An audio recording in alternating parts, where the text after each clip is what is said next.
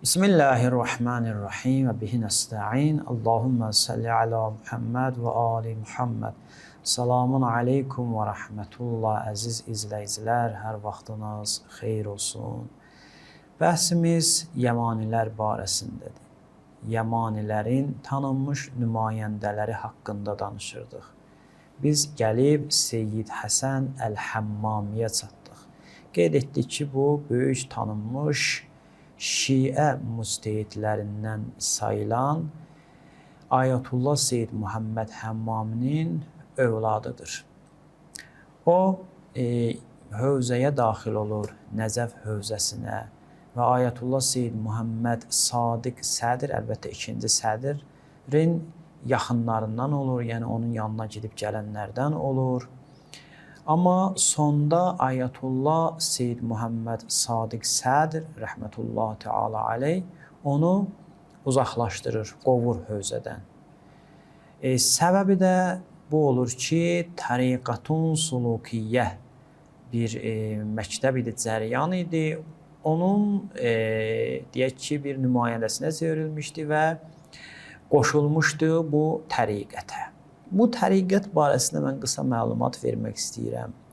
Deməli, bu təriqət 1990-cı illərin əvvəllərində yaranıb və Əl-İmarə şəhərində, İraqın cənubunda təşkil olunub və bu təriqətin rəhbərləri var. Məsələn, Şeyx Hazim Əs-Sə'di, Aid Əs-Sədri, Ammar Əs-Sədri bu təriqətin əsas rəhbərlərindən sayılırlar və məşhur hətta çöhrələri var, nümayəndələr var, məsələn, Muhammed Kərbəlayı filan.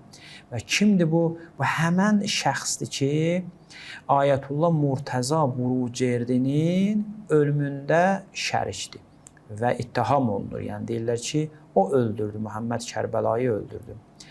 Ayətullah Seyyid Muhammed Sadiq Sədr bu şəxsləri təriqətun suluki, yəni fasiq adlandırır və onlara tövbə etməyi vacib və zəruri hesab edir.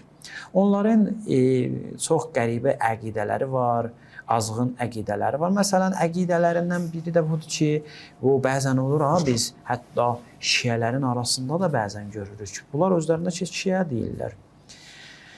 Məsələn, əqidələrindən biri budur ki, onların ləvat məsələsi, məhrəmlərlə zina məsələsi, nə bilim, xanımları dəyişmək, o bunun xanımı ilə, bunun xanımı ilə dəyişmək məsələsi önə çəkirlər. Deyirlər ki, bu olmalıdır. Niyə? Fəsad yayılsın. Fəsad yayılsın ki, İmam Zaman zuhur eləsin. Və o hədis ki, gəlir, deyir ki, yer üzünü gəlib İmam Zaman ağa ədalətlə dolduracaq. Necə ki, fəsad dolub, onlar deyirlər ki, əgər istəyiriksə İmam Zaman gəlsin, gərək yer üzündə fəsad yayılsın ki, təbii ki, bu çox yanlış düşüncədir. Onların digər etiqadları da var və bu etiqaddadırlar. İnsan ibadət etməli ki, yəqinə çatsın. Yəqinə çatandan sonra daha ibadətə ehtiyac yoxdur. Ayə ki, deyir, və'bud rabbəkə həttə yətiyəkəl yəqin, sənin yəqin gələnə qədər ibadət et Rəbbinə. Onlar da bu düşüncədədirlər. Və həmçinin bunlar iki qrupa bölünürlər, bu təriqətin nümayəndələri. Bir qrup Ayətullah Seyyid Muhammed Sadiq Sədri İmam Zaman hesab edirlər. İkinci qrup isə Seyyid Muhammed Sadiq Sədri Nəfs-i Zəkiyyə hesab edirdilər və amma Seyyid Muhammed Sadiq Sədr onları özlərindən uzaqlaşdırdı və dedi ki, bunlar fasiqdirlər, azğındılar və tövbə etməlidirlər. Bunu ona görə dedik ki, yəni tanış olaq. Bunlar müxtəlif düşüncələrdə olublar. Sanki zehni baxımdan, yəni düşüncə baxımdan bunlar elə əvvəldən deyirək, o bağ sənin, bu bağ mənim, yəni qarışıq olub. İstənilən məzhəbə yönəliblər və sonda gəlib yəmani olublar. Və bu şəxs həmən şəxslərdəndir ki, öz xatirələrində yazır ki, yəmani cərəyanı, yəni bu cərəyan dini, Nəcəfdə dini mərci təqlidləri və dini heyətləri Kərbəlada terror etmək istəyir, məhv eləmək istəyir. Niyə? Çünki bu heyətlər, bu mükəblər bidətdir.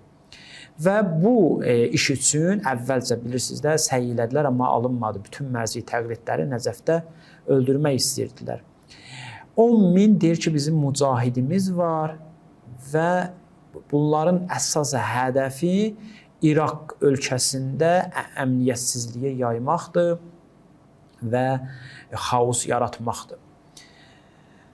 Bu Əhməd Əl-Həsən Cundus Səmanın deyir, tərəfdarıdır, öz xatirələrində yazır. İndi yaşayırmı? Bəli. O indi yaşayır və 4 dənə məktəbçi var. O deyək ki, onun bir nümayəndəsidir və Ənsarul İmamül Məhdi məktəbinin elmi heyətidir. Yəni üzvlərindən biridir. Həftəlik dərsi var, onun əxlaq dərsi var və cümə xutbələri oxuyur və çox sevilir cavanlar arasında. Əlbəttə, o Əl-Uqeyli kimi deyil, amma çox sevilir bu şəxsdə. Və Hüseyniyyəsi var, kiçik bir Hüseyniyyəsi var Nəcəfin ətrafında. Ət-Taqə adlanan yerdə bir Hüseyniyyəsi var və ziyarətə gedənlər adətən oradan çox gedib gəlirlər həmən yerdən. Bəzən də, məsələn, ola bilsin, hətta o ziyarət yerinə daxil olsunlar. Üçüncü şəxs Seyyid Vasiq Əl-Hüseynidir. Seyyid Vasiq Əl-Hüseyni 1979-cu ildə dünyaya gəlib Hillə şəhərində və Kəlantər elmi hövzəni bitirib və həmçinin Məhdəviyyə adlanan elmi hövzənin ustadı və rəisidir, müdiridir. 2002-ci ildə Əhməd İsmail onu təsis eləyib bu mədrəsəni və həmçinin o Nəcəfdə bəzi məktəblərdə, idarələrdə məşğuldur, yəni Yəmanilərə aid idarələrdə məşğuldur. Seyyid Vasiq Əl-Hüseyni bəzi proqramları icra edir və həmçinin onların, siz araşdırın bir dənə kanalları var. Əl-Munqizul Aləmiyyü adında bir kanaldır, telekanaldır və orada öz təbliğatlarını eləyirlər və Şərai'ül İslam kitabını Əl-Uqeyli də orada çox çıxışlar edir.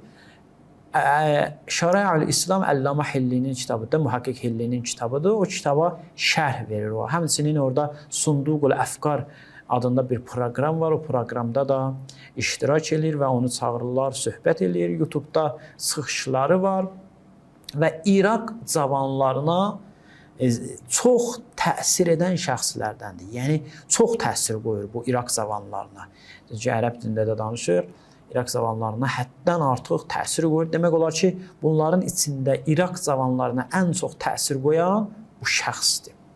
Şeyx Həbib Əs-Səidi də Vasit şəhərində dünyaya gəlib və o 4 dənə məktəbçi var, onun rükunlarından, əsaslarından sayılır. Elmi o heyətin üzvüdür. Əhməd İsmailin o elmi heyəti ki, biz deyəcək ki, 6 dənə onların heyətləri var və Mədrəsət-i Ənsarul İmam Məhdinin məsullarındandır, işçilərindəndir. Bəsrə şəhərində olan təbii ki.